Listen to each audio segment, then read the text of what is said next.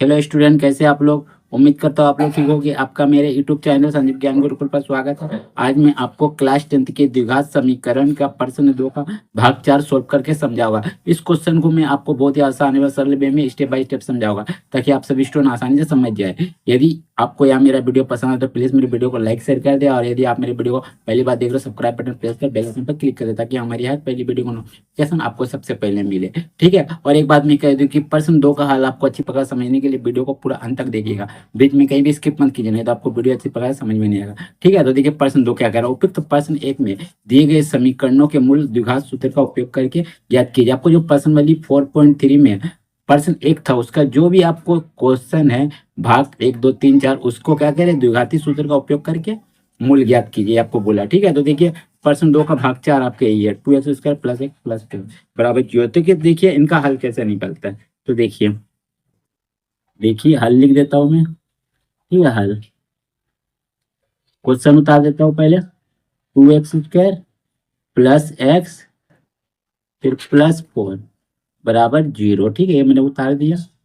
ठीक है। देखिए द्विघाती सूत्र से आपको मूल निकालने के लिए सबसे पहले आपको विभक्तिकर निकालना होगा डी। ठीक है। तो विभक्तिकर किस प्रकार निकालता है वो देख लीजिए, मैं बता देता आपको। देखिए विभक्तिकर यानी डी। डी का फॉर्मूला था b² - 4ac। द्विघात समीकरण के व्यापक रूप से abc का मान निकालते हैं, फिर b² - 4ac में रख देते हैं। आपको जो आता है वो डी का मान कहलाता है। अगर डी का मान 0 आ जाता है, इनको मान रखने के बाद यदि डी का मान 0 आ जाता तो मूल वास्तविक अंक समान होता है। यदि डी का मान धनात्मक संख्या कोई भी प्लस में आता है तो डी का तरफ बड़ा का चिन्ह रखते हैं, 0 लिखते हैं। यानी कोई भी धनात्मक संख्या 0 से बड़ा होता है, इसीलिए डी की तरफ बड़ा का चिन्ह रखते हैं। डी > 0 तब मूल वास्तविक असमान होता है। यदि डी का मान ऋणात्मक संख्या आएगा कोई भी माइनस में तो डी < 0 लिखते हैं, तब कोई वास्तविक मूल नहीं होता है। ठीक है। लेस देन इसलिए लिखते हैं क्योंकि जो भी माइनस संख्या होती है 0 छोटा होता है, इसीलिए डी का तरफ बड़ा का चिन्ह देके 0 की तरफ देते हैं। ठीक है। और इसमें कोई वास्तविक मूल नहीं होता है। थर्ड कंडीशन में आपका सवाल नहीं बनेगा द्विघाती सूत्र से, पहला और दूसरा कंडीशन में आपका द्विघाती सूत्र से आगे सवाल बनेगा।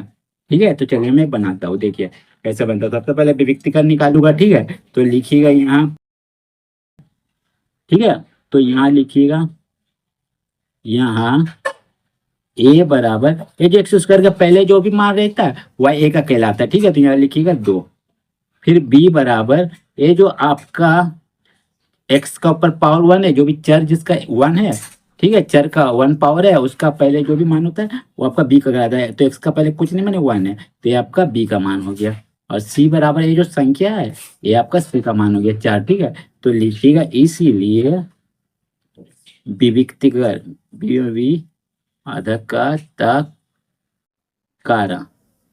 विभक्तिकर डी बराबर क्या लिखिएगा, फॉर्मूला b² - 4ac। ठीक है, लिख दिया मैंने। अब क्या करूँगा, b का मान कितना 1 है, 1 लिख दीजिए, स्क्वायर कर दीजिए। स्क्वायर है तो 4 लिखिए। 4ac तीनों एक साथ गुना में है, इसीलिए गुना दे दीजिए। a का मान 2 है, 2 लिख दीजिए। और c का मान देखिए 4 है, 4 लिख दीजिए। ठीक है।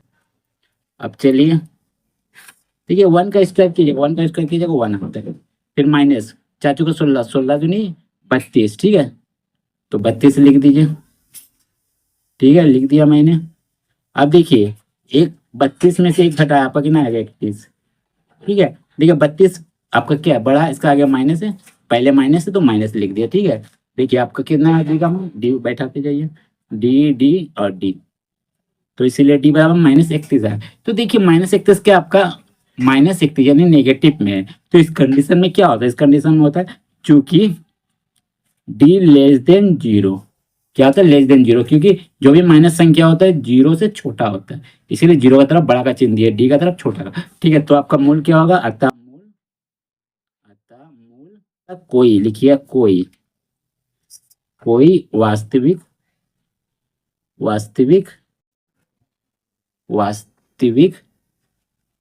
मूल नहीं है। बस आपका आंसर हो गया। ठीक है। इससे आगे और नहीं बनेगा आपका द्विघाती सूत्र से, ये सवाल नहीं बनेगा क्योंकि आपका माइनस में आंसर आ गया डी का मान। ठीक है। तो आगे नहीं निकलेगा। ठीक है। उम्मीद करता हूं आपको मेरा यह वीडियो पसंद आया होगा।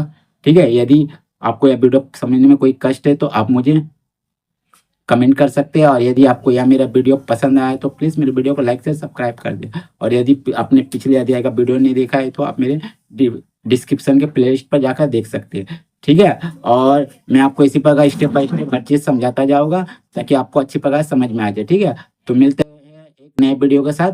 धन्यवाद।